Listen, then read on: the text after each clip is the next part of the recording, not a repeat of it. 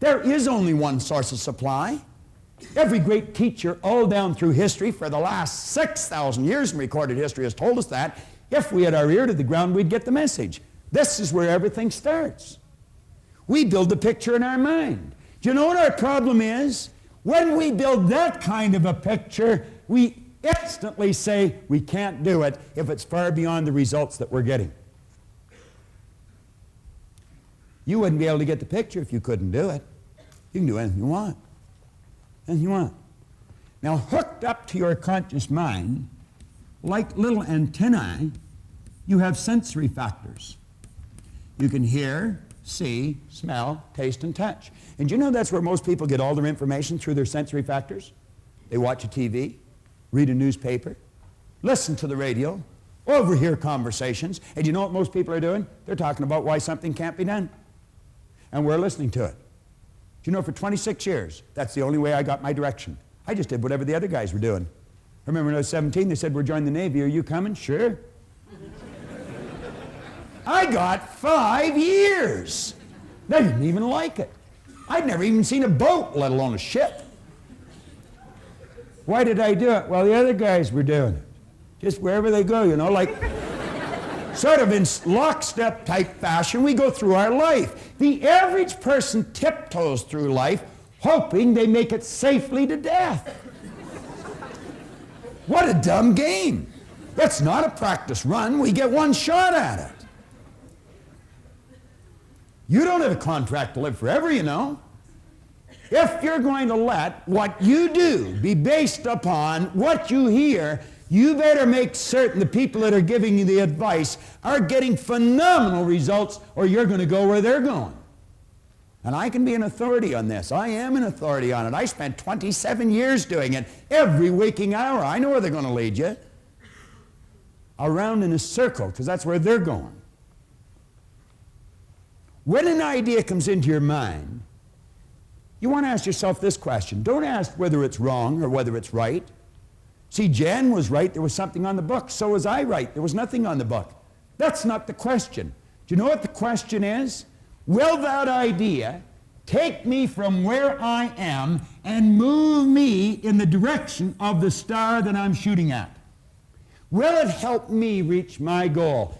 If it won't, I guarantee you it's going to take you in the other direction, because you're not going to stay where you are. That is certain. That comfort zone is a dangerous place to be. It's like Riggs said, it may be comfortable, but it's a bad spot. You have the ability, when someone gives you a suggestion that takes you in a direction other than where you want to go, you have the ability to consciously and mentally just reject that idea. And then you can go ahead and originate whatever idea you want. Now, as long as an idea is in your conscious mind, it'll have absolutely no effect on your physical body or what you're doing. No effect at all. It's when you take that idea and you turn it over to this part of our mind we refer to as the subconscious. It could be called universal intelligence. It's called by many different names. Superconscious.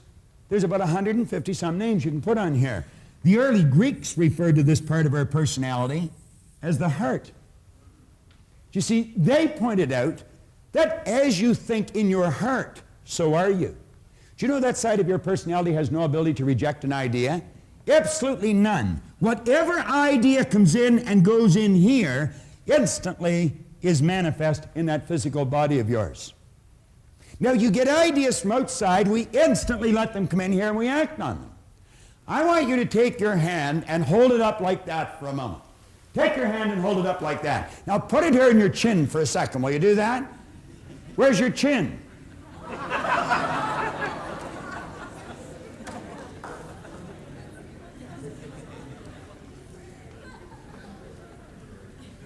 Why did you put your hand here?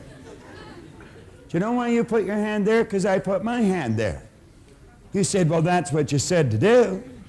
I'm going to suggest you weren't thinking. I'm going to suggest you just let that idea go right into your subconscious and you automatically acted on the idea. If I said, follow me, I'll show you how to win, are you just going to follow me? Where are you going to ask yourself?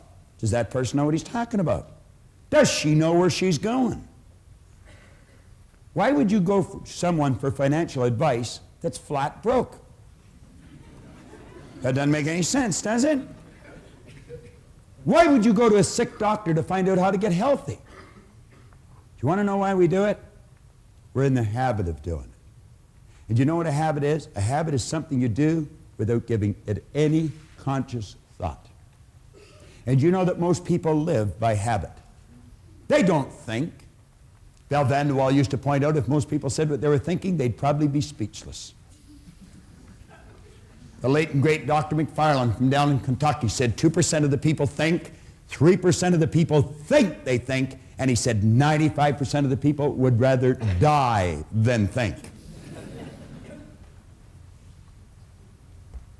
I was reading an article that was written on George Bernard Shaw. And the author was reporting that Shaw one time said the average person thinks 2 or 3 times a year. He said, I've gained an international reputation of myself thinking 2 or 3 times a week. I was driving over here this morning with Linda, my wife. We had a real interesting occasion this morning at the house. Colleen, my daughter, got up to have a shower and turned on the tap and took it right off in her hand. The water goes right across the rim. And of course, being the mechanically inclined person I am, I didn't even know how to shut it off. So we had a fountain going sideways in the bathroom. The only way Linda knew how to turn it off was shut all the water off in the house. This happened at 5:45 this morning. Needless to say, that was a nice way to start to wash your hair and have a shower and brush your teeth. So I thought, what'll I do? I could see this hole, and I didn't know what to do, so I went and got a broom handle and shoved it in the hole. That's exactly what I did. But that didn't work. Well, now, if you wanted to see a comedy, you should have been in our house this morning. Here's Linda holding the tap on while Colleen's having a shower and having a terrible time trying to adjust the hot and cold. Then Colleen scurried away with her towels around her, and in I go. And I got the water pouring on me, my hair full of soap, and it went ice cold. Linda said, hurry up, it's freezing. Then she said, it's burning me. Well, we finally got the soap off, and we got through the operation. And I understand there's a plumber over there doing what I'm not aware of how to do. And I have no intentions of learning either, I might tell you. But you know what she was saying on the way over? She said, well, we sure got creative early, didn't we? Then she said something interesting. She said, you know, there would be some people, that's the only time they ever originate a creative thought in their life, when they meet some kind of a catastrophe like that. And you know, that's true. That is the truth. That's the only time, when their back is right against the wall, that they'll think of something different. What's a different way to do what you do? What's a better way to do what you do? What's a different way to strengthen your relationships? What's a better way to improve your income? Do you know if you're still running your company the way you were running it 5 years ago, you're going out of business? That's true. You've got to do it different. And by that I mean you've got to do it better. You've got to become more effective. You see, we live in a fast-changing world. This isn't the 50s any longer. You've got to run to keep up today. And if you're not prepared to do it better, get out of the game, because you're really going to get hurt. But any one of us can. And I don't care what's happened in the past. You might have been losing right up to this moment, but there's no point from this moment on doing it. You see, I blew it until I was 26, but as Ray said to me, you've already paid for that. You don't have to pay twice. Start to think.